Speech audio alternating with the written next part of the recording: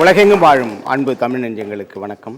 மீண்டும் நெஞ்சு பொறுக்குதல் நிகழ்ச்சியில் உங்களை சந்திப்பது மகிழ்ச்சி. வாரந்தோறும் ஒரு சமூக தலைப்பினை எடுத்துக்கொண்டு நாம் விவாதித்து கொண்டிருக்கின்றோம். இன்றைக்கு கூட உயிர் ஆதாரமான தமிழகத்தினுடைய ஏரிகள் மற்றும் நீர் வளங்களை நாம் பாதுகாக்கிறோமா இல்லையா என்பதை குறித்து நாம் விவாதிக்க இருக்கின்றோம். தமிழகத்திற்கு நீர் ஆதாரங்கள் இரண்டு வகையிலே கிடைக்கிறது. ஒன்று பருவமழையின் மூலமாக கிடைக்கிறது, இன்னொன்று அண்டை மாநிலங்களில் இருந்து புறப்படுகின்ற ஆறுகள் தமிழகத்தை கடக்கின்ற வகையிலே நமக்கு நீராதாரங்கள் கிடைக்கிறது.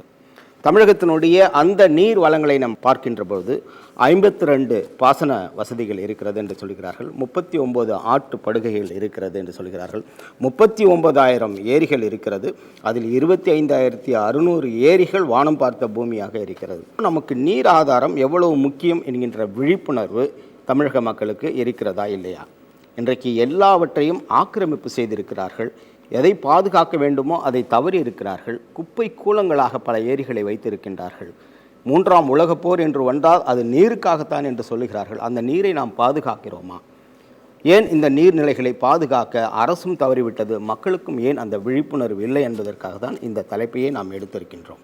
நேச்சர் என்கின்ற ஒரு பத்திரிகை சொல்லுகிறது, வருடந்தோறும் நிலத்தடி நீர் 4 சென்டிமீட்டர் குறைந்து கொண்டே வருகிறது. இப்படி நிலத்தடி நீர் குறைந்து கொண்டு வந்தோம் என்று சொன்னால் பூகம்பம், நிலநடுக்கம் வருவதற்கான வாய்ப்புகள் இருக்கிறது. இப்போ சென்னையே அந்த முதல் தளம் 2வது தளம்ன்றது 3வது இடத்துல இருக்குது. 4 வந்துச்சுன்னா ரிக்டாரில் 6.9 அளவுக்கு நிலநடுக்கம் வரக்கூடிய அளவிற்கு நம்முடைய நிலத்தடி நீர் குறைந்து கொண்டே வருகிறது. அப்போ நிலத்தடி நீர் மாசுபடாமல் அதை பாதுகாக்க ஏதாவது வழிவகுத்து இருக்கிறோமா? திருப்பூர், அப்புறம் கடலூர், வாணியம்பாடி பகுதியில் இருக்கக்கூடிய நிலத்தடி நீர்கள் எல்லாமே அங்கே இருக்கக்கூடிய தொழிற்சாலையால் மாசுபடுகிறது. இதை பற்றி அக்கறை இருக்கிறதா? இந்த நீரினால் ஏற்படுகின்ற நோயினால் பாதித்து இருக்கிறவர்களுடைய எண்ணிக்கை எத்தனையோ ஆயிரக்கணக்கில் இருக்கிறதே, அதை நாம் பாதுகாக்கிறோமா? ஆகவே உண்மையிலே இந்த ஏரிகள் நீர் வளங்களை நாம் பாதுகாக்கிறோமா இல்லையா என்பதை குறித்து தான் நாம் இன்றைக்கு விவாதிக்க இருக்கின்றோம். நம்முடைய நிகழ்ச்சிக்கு வந்திருக்கக்கூடிய சிறப்பு விருந்தினர்களை நான் உங்களுக்கு அறிமுகம் செய்து வைக்கின்றேன். இந்திய மார்க்சிஸ்ட் கம்யூனிஸ்ட் கட்சியை சார்ந்தவர் எம்எல்ஏ திரு பீமாராவ் அவர்கள் நம்முடைய இருக்கின்றார். தமிழ்நாடு குடிநீர் வடிகால் வாரியத்தில் பொறியாளராக இருந்து ஓய்வு பெற்ற திரு ஏஜி சண்முக சுந்தரம் அவர்கள் இருக்கிறார். ஏரிகள் பாதுகாப்பு இயக்கத்தைச் சேர்ந்த பியூஷ் மனுஷ் அவர்கள் நம்முடைய இருக்கின்றார். தாம்பரம் பகுதியிலே ஏரிகள் பாதுகாப்பு இயக்கத்தைச் சேர்ந்த திரு பாரதி கண்ணன் அவர்கள் நம்முடைய இருக்கின்றார். உண்மையாகவே இந்த நீர் வழிச்சாலைகளை நாம் பாதுகாக்கின்றோமா? இந்த நீர் வழிச்சாலைகள் எப்படி இருக்கிறது என்பதெல்லாம் குறித்து ஒரு ஆவணப்படம் இருக்கிறது. அந்த ஆவணப்படத்தை பார்த்துவிட்டு நாம் விவாதத்தை தொடரலாம். விவசாயம் தொடங்கி தொழிற்சாலைகள் வரை மனிதனின் நீர் தேவைகளையும் குடிநீர் தேவையையும் நிறைவு செய்யும் நீர் பொக்கிஷங்கள் தான் ஏரிகள். தமிழகத்தில் சுமார் 41,127 ஏரிகள் உள்ளதாக கணக்கிடப்பட்டிருக்கின்றன. ஏரிகளில் வானம் பார்த்த ஏரி, ஆறுகளை நம்பி உள்ள ஏரி, சங்கிலி தொடர் ஏரி, குடிநீர் ஏரி என பல வகை உண்டு. இத்தகைய உயிரளிக்கும் ஏரிகளின் பாதுகாப்புக்கு இன்றைய அரசு என்ன நடவடிக்கை எடுத்திருக்கிறது என்று பார்த்தால், ஏரிகளை சீர் செய்யும் முயற்சிகள் அனைத்தும் யானை பசிக்கு சோளப்பொறி கொடுப்பது போலத்தான் இருக்கிறது. சென்னைக்கு குடிநீர் தரும் 330 ஏக்கர் பரப்பளவில் 46 மில்லியன் சதுர அடி நீர் கொள்ளளவு கொண்ட போரூர் ஏரியில் சமீபத்தில் மண் கொட்டப்பட்டு சாலை போடும் அளவுக்கு அறிவாளிகள் உள்ள நாட்டில் ஏரிகளுக்கான பாதுகாப்பை யார் உறுதிப்படுத்த முடியும்? இது கண்டு கொதித்தெழுந்து போரூர் ஏரியை காக்கவும் சென்னை மக்களின் குடிநீர் பிரச்சனைகளை தீர்க்கவும் திமுக கண்டன ஆர்ப்பாட்டம் நடத்தியது. சென்னை நகரின் குடிநீர் தேவையை ஆண்டுதோறும் நினைத்து மழைக்காக மக்கள் வேண்டுதல் செய்து வரும் நிலையில் அரசு ஏரிகளை தூர்வாரி நீர்பிடிப்பு திறனை கூட்டுவதற்கு பதிலாக நீர் கொடுக்கும் ஏரியின் நடுவே பிளாட் போடும் அளவிற்கு ரோடு போடுவது, நீர்நிலைகள் மேல் அக்கறை கொண்ட நீதிமன்றத்தையும் சமூக நல்லெண்ணம் கொண்ட மதிப்பிற்குரியவர்களையும் கேலி பொருளாக அரசு நினைத்து வருவதையும் கண்டு இதுவும் அரசின் கொள்கைதான் என்பதை மக்களுக்கு உணர்த்துவது போல இந்த நீரழிவு செயலில் இன்றைய அரசு இறங்கி வருகிறது.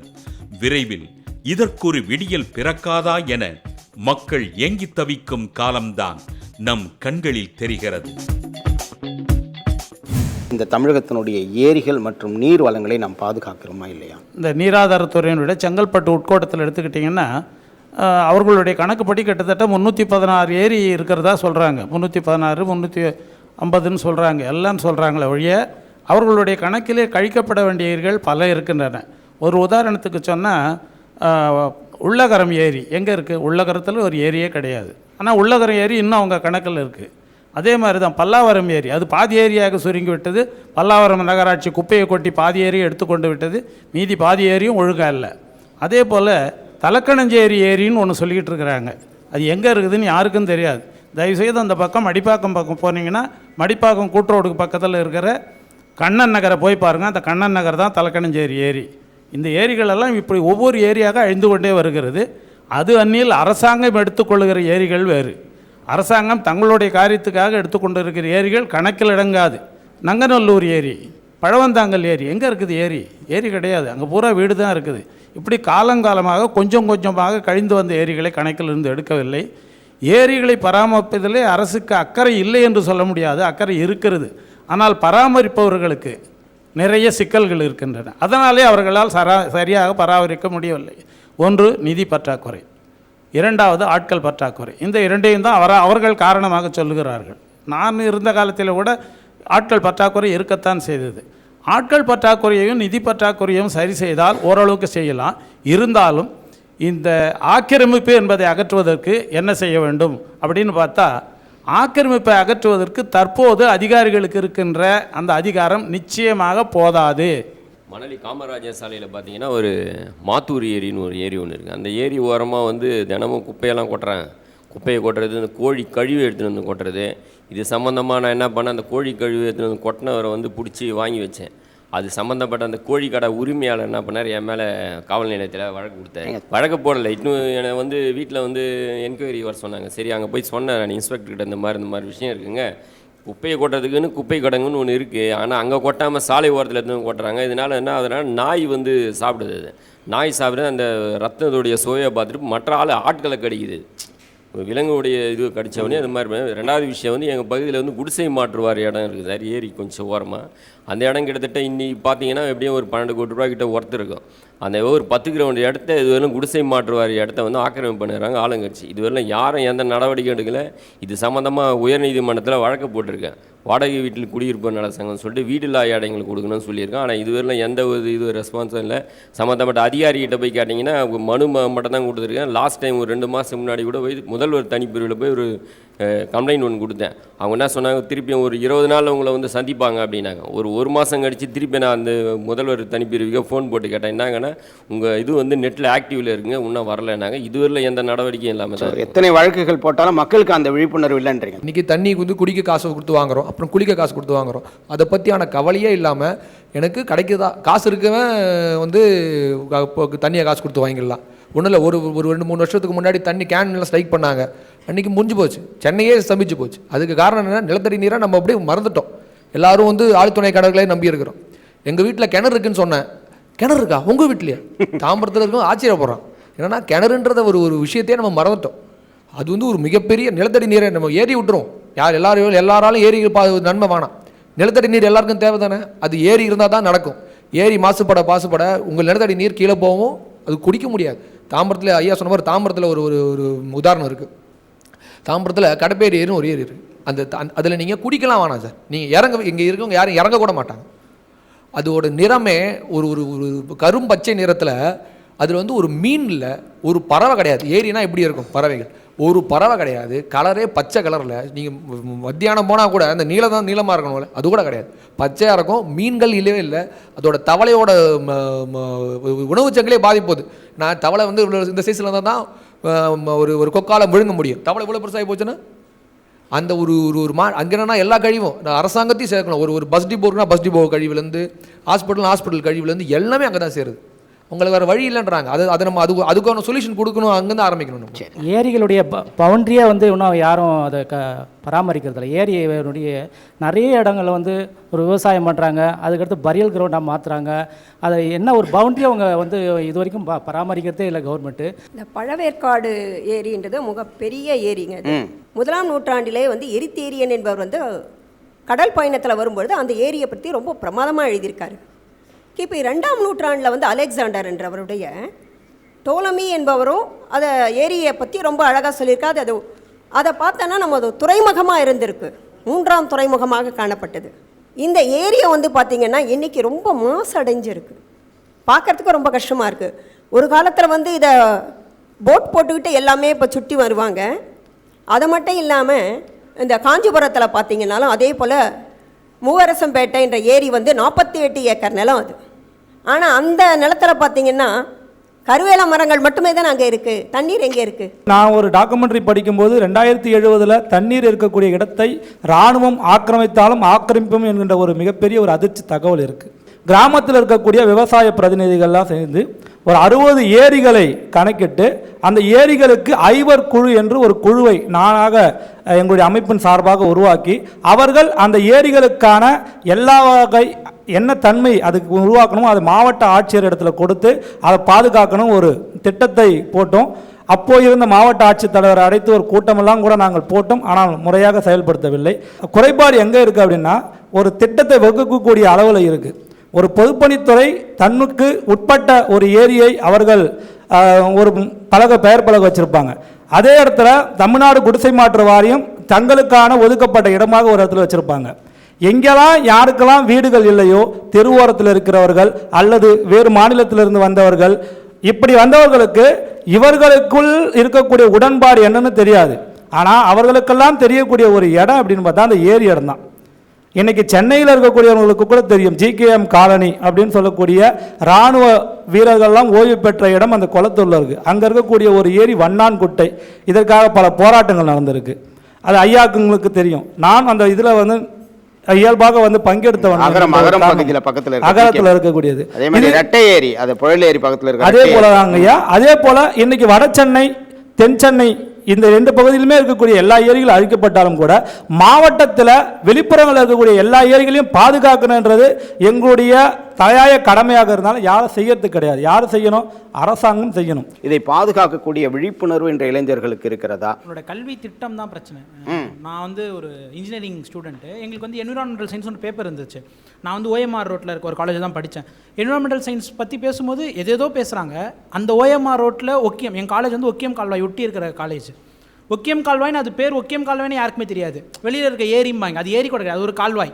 என்ன மாதிரி கால்வாய்னா, ஐயாலாம் சொன்ன மாதிரி மடிப்பாக்கம் ஏரி, பள்ளிக்கரணை ஏரிலாம் சென்னை பார்த்திங்கனாக்கா மேற்குலேருந்து கிழக்கு நோக்கி நம்ம வந்து சரிவாக இருக்குது. ஸோ பெய்கிற மழை தண்ணி எல்லாமே ஒரு துளியும் ஒவ்வொரு ஏரியா ரொம்ப கடைசியாக பள்ளிக்கரணை சதுப்புநிலத்தில் ரொம்ப அங்கேருந்து ஒக்கியம் கால்வாய் வழியாக போய் பக்கிங்காம் கேனாலில் கலக்குது. இது வந்து ஒரு சைக்கிள். இந்த சைக்கிள் யாருக்குமே புரிய மாட்டேங்குது. எங்கள் கல்லூரி பார்த்தீங்கன்னாக்கா பக்கிங்காம் கால்வாய்க்கும் ஒக்கியம் கால்வாய்க்கும் நடுவில் இருக்கிற ஒரு கல்லூரி. எங்கள் கல்லூரி ஆசிரியர்களுக்கும் என்விரான்மெண்டல் சயின்ஸ் எடுக்கிறவங்களுக்குமே இதுதான் அந்த சைக்கிள்னே அவங்களுக்கு தெரியாது. இதை பேசணும். நம்மளுடைய நிலச்சூழல் பற்றி பேசணும், நம்மளோட ஜியாகிரஃபி, சென்னையோட ஜியாகிரஃபி பேசணும் ஸ்டூடெண்ட்ஸ் கிட்ட. பள்ளி மாணவர்கள்கிட்ட வந்து இதுதான் சென்னையோட நிலமைப்பு இப்படி இருக்குது, இந்த ஏரிகள்லாம் இப்படி இருக்குது, இதை பற்றி யார் பேசுகிறா, இதை பற்றி பேசணும். மாணவர்களுக்கு இதை பற்றி சொல்ல ஆரம்பிச்சோன்னாலே இது தெரிய வரும். ஆனால் அது யாருமே பேசுறது கிடையாது. ஒக்கியம் கால்வாய் பற்றி யாருக்குமே தெரியாது. பக்கிங்காம் கேனால் பற்றி படிப்போம். சென்னையில் பக்கிங்காம் கேனால் ஓடுது, அது எங்கே இருக்குன்னு கேட்டு பாருங்க, யாருக்குமே தெரியாது. எல்லாருக்குமே வந்து சோழிங்கநல்லூர் இருக்க ஒரு கோயில் ஒன்று தெரியும், பிரத்திங்கரா தேவின்னு ஒரு கோயில் எல்லாருக்கும் தெரியும். அந்த கோயிலை ஒட்டி ஓடுற அந்த கால்வாய் தான் பக்கிங்காம் கால்வாய்னு யாருக்குமே தெரியாது. தூத்துக்குடி தாமிரபரணி ஆறுன்ற அணை கட்டுறாங்க. அங்கே வந்து அரசாங்கம் வந்து அதிகாரிகளை விட்டு நடவடிக்கை எடுக்க சொல்கிறாங்க. நடவடிக்கை சொல்லிட்டாங்க, எல்லாரும் இறங்கணும். சும்மா மேல் இடத்துல உட்கார்ந்த இடத்துல இருந்துட்டு நாங்கள் எல்லாம் பார்க்க போகிறோம் வைக்க போகிறோம்னு சொன்னால் நடக்காது காரியம். நீ இறங்கு, வேளாண்மைத்துறை அதிகாரிகள் இறங்கு, அங்கே சமூக நல தொண்டர் இறங்கு, விவசாய தலைவர்கள் இறங்கு. எங்கள் ஏரியாவில் இருந்த அந்த இடத்தில் இருந்த அந்த ஏரியை காணும். புதிதாக எதையும் உருவாக்க வேண்டாம். இருக்கிற பழைய ஏரியாவை நான் மொத்தத்தில் ஏரி குளம் என்று பார்த்தால் 4,30,000 இருந்த இடத்தில் இன்று 1,60,000 இதுகளை காணவில்லை. நம்மளோட கலாச்சாரம்னு ஒன்று இருக்குது. எதுக்கெடுத்தாலும் நம்ம படத்தை எடுத்துக்கிறதுக்கு எல்லாத்தையும் கலாச்சாரம்னு பேசுகிறோம். அந்த கலாச்சாரத்தை நம்ம முக்கியமாக இந்த நீரில் தவற விட்டோம். அதுதான் இங்கே வந்து முக்கிய பிரச்சனையாக ஆனதுக்கு காரணமே அதுதான். அதாவது நம்ம இப்போது பேசுகிற மாதிரி வேளாண்மைங்கிறது ஒரு தொழில் கிடையாது. வேளாண்மைங்கிறது நம்ம வாழ்வியல். அப்படி தான் நம்ம இருந்தோம். அப்போ அதோட கண்ணோட்டத்துலேருந்து நம்ம இதை அணுகணும். நீர் கலாச்சாரம்னு நான் சொல்கிறது என்னென்னா, ஒரு கிராமம் இருக்குது, அந்த கிராமத்தில் வந்து கண்மாய் போகுது, ஏரியிலேருந்து மதகு அப்படின்ற ஒரு வார்த்தை சொன்னதெல்லாம் இங்கே எத்தனை பேருக்கு புரியும்னு தெரில. இல்லை தொலைக்காட்சியில் பார்க்குறவங்களுக்கு சுத்தமாக புரியுதுன்னு நினைக்கிறேன். அந்த மதகு இந்த மாதிரி பல விஷயங்கள் இருந்துச்சு. அதற்கான தேவைகள் இருந்தது, அதோட ஒட்டின கலாச்சாரம் இருந்தது, நம்மளோட கொண்டாட்டங்கள் இருந்தது. நம்ம வந்து அந்த கண்மாயில் போய் தான் வந்து முளைப்பாரி வச்சு எடுத்துகிட்டு வந்து இது பண்ணுவோம். இந்த மாதிரி அதை நீரை சுற்றி நாம் பல விஷயங்களை திட்டமிட்டிருந்தோம். எப்படி ஒரு விவசாயம்னா அந்த அதுக்கு தேவையான மாடு, அதை வச்சு நம்ம ஒரு பண்டிகை கொண்டாடணுமோ, இது எல்லாமே நம்மளோட குடும்பத்தில் ஒரு அங்கம் மாதிரி நம்மளோட வாழ்வியலோட சேர்த்துக்கிட்டோம். அந்த வாழ்வியலை தொலைக்க வைக்கிறாங்க இன்றைக்கி. நம்ம முன்னோர்கள் வந்து திட்டமிட்டு வகுத்து நமக்கு ஒரு ஓடையோ ஒரு நதியோ போகிற வழியில் கோயில்கள் கட்டி அந்த கோயில்களை எதுக்காக மக்கள் பயன்பாட்டுக்கு விட்டாங்கன்னா, அந்த நதியை காப்பாற்றுங்க, அந்த ஓடையை காப்பாற்றுங்க அப்படிங்கிற ஒரு இதில் தான் நம்மளுக்காக அவங்க கோயில்கள் கட்டி விட்டது. இப்போ காலப்போக்கில் நம்ம கோயில்களை மட்டும் முன்னிறுத்திட்டு நம்ம முக்கியமாக நதியை கைவிட்டுட்டோம். நதிகளை பற்றி நம்ம திரும்பி பார்க்குறதே இல்லாமல் போயிட்டோம். அதனால் இப்போ நதியை பயன்படுத்துறது, ஒரு குளத்தை எடுத்துக்கிட்டோம்னா குளத்தை உபயோகிக்கிறது 2 விதத்தில் தான் உபயோகிக்கப்படுத்துகிறாங்க. ஒன்று என்னென்னா, குடிக்கிறவங்க போய் அங்கே அந்த குளத்துலையோ ஒரு ஏரியிலையோ குடிக்கிறதுக்கு பயன்படுத்துகிறாங்க. என்னது, சாராயம் குடிக்கிறதுக்கு பயன்படுத்துகிறாங்க. இன்னொரு விஷயம் என்ன பண்ணுறாங்கன்னா, இந்த கோயில்களில் நீங்கள் பூஜை பண்ண சாமானை கொண்டு வந்து உள்ளே போடுறது. இது 2ல் தான் நம்ம பயன்படுத்துகிறாங்க. முதல்ல முற்காலத்தில் நம்ம எப்படி இருந்ததுன்னா, நம்மளோட இது வந்து அவர் சொன்ன மாதிரி ஒரு முளைப்பாரி, இந்த மாதிரி தானியங்கள், அந்த மீன்களுக்கு உணவுகள், இப்படி தான் இருந்தது நம்மளோட கலாச்சாரம். இப்போ ஒரு பிள்ளையார் சிலையை பிளாஸ்டிக் கவரில் கட்டி ரோட்லேருந்து தூக்கி போடுறது தான் நம்ம கலாச்சாரமாக இருக்குது. அதை தான் செஞ்சிட்டு இருக்காங்க. இப்படி நம்ம கால மாற்றத்தினால தான், கைவிட்டதுனால தான் இப்போ இந்த நிலைமை ஆயிடுச்சு. மனிதனுக்கு வந்து நீர் தான் முக்கியமான ஒரு விஷயம்னு உணரணும். அந்த உணர்வு வந்து இன்றைக்கி இழந்துட்டோம். காரணம் வந்து நீங்கள் எல்லாருமே சொன்ன மாதிரி நீர் பாட்டில், தண்ணி பாட்டில்ன்றோம். இதுதான் பேசிக் காரணம். இந்த ஏரிங்களுக்கு வந்து முதல்ல தண்ணி ரம்பணுன்னா மழை மட்டும் பண்ணால் ரம்பாது. ஏன்னா அந்த ஏரியாவில் உள்ள தண்ணி இப்போ 1 இன்ச்சுன்னா 1 இன்ச்சு தான் தண்ணி ஏறும். அங்கே வர்ற நீர்வழி பாதைன்னு சொன்னீங்களா, சேனல்ஸ், இன்ஃப்ளோ சேனல்ஸ், அதெல்லாம் வந்து ஆக்கிரமிப்பானதுனால தான் பெரிய கஷ்டம். மக்களுக்கு ஓரளவுக்கு விழிப்புணர்வு இருக்குது. ஆனால் அதை வந்து என்ஃபோர்ஸ் பண்ணுற இது இல்லை, மைண்ட் இல்லை, கவர்மெண்ட்டுக்கு வந்து தைரியம் இல்லை. ஏன்னா ஓட்டு வங்கி, அதனால் அந்த இது வந்ததுன்னா கவர்மெண்ட் வந்து இதில் குப்பை போடக்கூடாது, போட்டால் ஃபைன் போடுவாங்கன்னா நிச்சயமாக நிறுத்திக்குவாங்க. அது ஒன்று. அடுத்தது வந்து இப்போ இந்த தண்ணியை வந்து மிச்சம் எல்லாத்தையும் வேஸ்ட் பண்ணுற மாதிரி தண்ணியை வேஸ்ட் பண்ணுறோம். இப்போ காலைல பல் விளக்குறதுலேருந்து ஆரம்பித்து குளிக்கிறது, ஷவர் வந்தது, முந்தி 1 பக்கெட் தண்ணியில் குளிச்சிருந்தோம். இப்போ ஷவரில் பார்த்திங்கன்னா 3 பக்கெட் தண்ணி குளிக்கிறோம். ஸோ அந்த இதை வந்து சிறு வயசுலேருந்தே குழந்தைங்களுக்கு ஊட்டணும். ஊட்டினா அதில் ஒரு மாற்றம் வரும்.